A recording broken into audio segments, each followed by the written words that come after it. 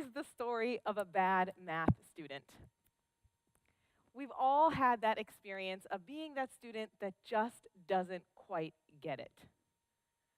For me, that subject was math. You guys know what I'm talking about?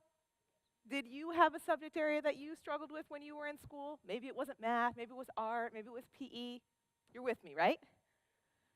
At the time, it felt insurmountable. Like there was no way you could get over this challenge of, for me, learning math. But recently, I've discovered that there are 5 key elements that we can put into any subject area to help our students turn their struggles into successes. And they all start with the letter P. The first is to practice.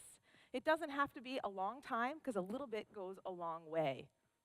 The second is to provide a process for your students to follow, a framework for them to work through as they're learning. The third is to give them a project or products for them to share their learning throughout their learning journey, to create artifacts that demonstrate what they're learning. The fourth is a purpose for what they're learning, or a performance to share with a wider audience. And then the fifth is to play, to actually have fun and enjoy our learning on an everyday basis. I'm sharing these with you because I recently learned that I can be an awesome math student, and it totally surprised me. It all started with an authentic project that had a purpose, the kind that we as teachers often talk about providing for our students, but sometimes don't quite get there. This purpose allowed me to level up my math skills without even knowing it was happening. I decided I wanted to compete in a powerlifting competition. Now, for those of you that don't know me, just a few short years ago, my main physical activity would have been choosing between Netflix or Hulu.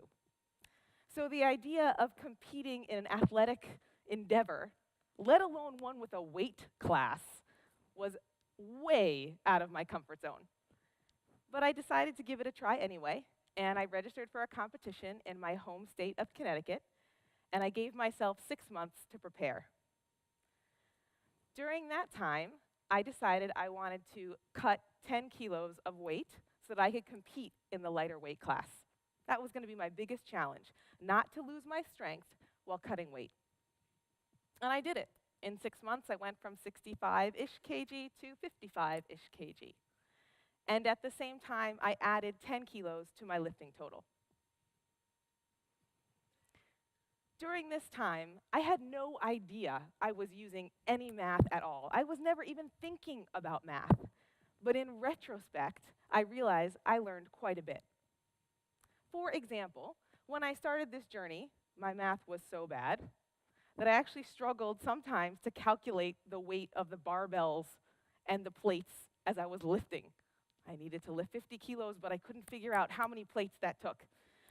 It got so complicated because then I started traveling a lot for work, and I needed to switch between metric and imperial. So I decided I would make a spreadsheet, like totally geeked out, and put down a spreadsheet so I could convert between metric and imperial so I could save some time at the gym. That was just my kind of math interests. And then things started to shift and move and enter into physics and geometry and biology. And I started to learn about moment arms and force production and the structure of my body and how I could produce more force by having the barbell lower on my back. Of course, I didn't do this by myself. I have an awesome nutritionist that I work with, and I have a coach in Bangkok. But even more importantly, I have an online community of fellow powerlifters that I share my struggles and my successes with on a regular basis. Anytime I have a problem, I can share in my powerlifting community, and I can get responses immediately to turn those weaknesses into strengths. Seeing these people that are a little farther along their path, allowing them to be mentors and inspiration guides for me, was so empowering for me as a learner. It's something I've talked about as a learning coach for 15 years, but finally I was seeing it in practice for my own personal passions. Honestly, I could talk about powerlifting all day. I'm so geeked out about it, I have my own powerlifting blog, but I will stop here, and I will bring it back to the 5 Ps. Taking it apart, Those 5 Ps for me started with my practice, my everyday going to the gym and training. My process was progressing through strength blocks over time, following a program. My products were the artifacts that I shared on Instagram and Facebook to document my journey. My purpose and my performance was that competition day. And every single day in the gym was play. I would have so much fun while I was there, I would literally lose track of time.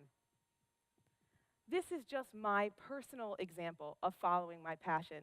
It's just one of many we can see online all over the world of people pursuing their dreams and learning how to become better humans.